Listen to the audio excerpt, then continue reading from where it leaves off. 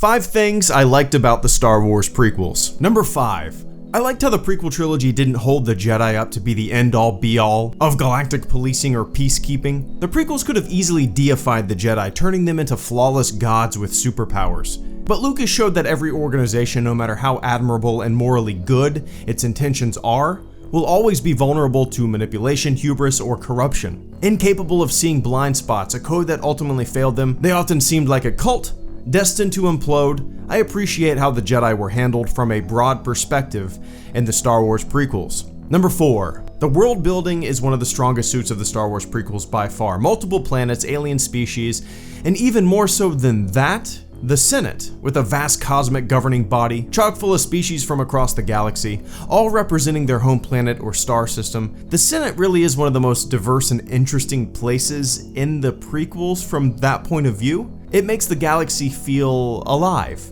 It makes the stakes feel bigger than we might have once thought. It makes the pain of things to come have a little more weight and perspective. Number 3, performances. You might be thinking to yourself, performances? Yeah, performances. Some were good, right? Some were good. But if there's one shining light in the often perceived darkness of the Star Wars prequels performances, it is Ewan McGregor's Obi-Wan Kenobi. A thoughtful and well-balanced character, a character of wisdom and patience, a subtle sense of humor that often reminded me of a nun, saying something naughty and feeling a little bit bashful about it. Obi-Wan Kenobi is one of the best things about the Star Wars prequels, and we can't forget about Palpatine. Ian McDiarmid's Palpatine stole the show as well.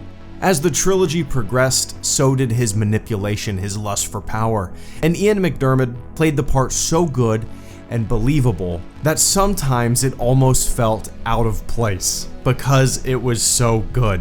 Number 2, the Clone Wars. Yeah, it's kind of weird that a thing that's not technically a part of the thing that I'm talking about is on a list about the thing, but the prequels spawned the Clone Wars, and that's one of the best things to come out of those films by far. I didn't start watching the Clone Wars until late last year in 2017, and since then, I've gone through nearly half of the show, kind of a snail's pace, but I'm having fun, and I've thoroughly enjoyed it. The slow burn of things to come, the headbutting between order and chaos, the master and the apprentice. The show is so well done and serves as the perfect bridge between Attack of the Clones and Revenge of the Sith, and if you've never seen the Clone Wars, and maybe you're a little apprehensive and resistant to watching it like I was, I would recommend giving it a shot and watching it. Number 1. The overall story. Corrupt governments, leaders with big visions, power grabs, civil war, empire building.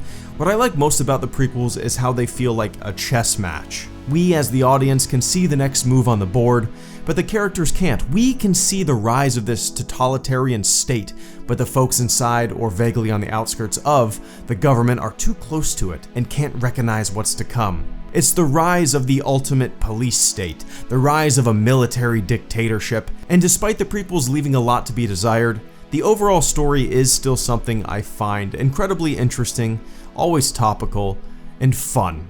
HelloGreedo, out.